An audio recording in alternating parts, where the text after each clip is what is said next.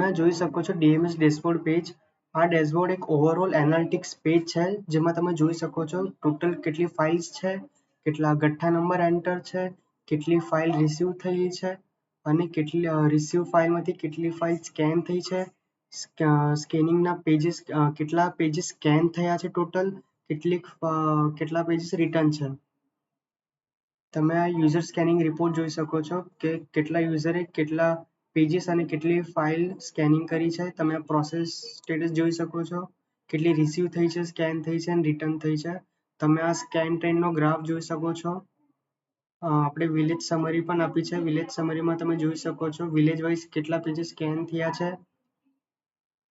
તમે નીચે જોઈ શકો છો QC વેન્ડર, એમાં આપણે બાર ચાર્ટ આપેલો છે કે કેટલા વેન્ડર પાસે કેટલા પેન્ડિંગ છે અને કેટલી કમ્પ્લીટેડ છે. QCMS ની કેટલી પેન્ડિંગ છે અને કમ્પ્લીટેડ છે અને ઓફિસરની કેટલી પેન્ડિંગ છે અને કમ્પ્લીટેડ છે. આપણે તમે જોઈ શકો છો village wise overall QC progress પણ આપેલો છે કે વેન્ડરની કેટલી પેન્ડિંગ છે, વેન્ડર ડન છે, QC કેટલી પેન્ડિંગ છે, QC કેટલી કમ્પ્લીટેડ છે, ઓફિસર કેટલી પેન્ડિંગ છે અને ઓફિસર કેટલી ડન છે. આ આપણું વિલેજ વાઇઝ QC નો પ્રોગ્રેસ છે.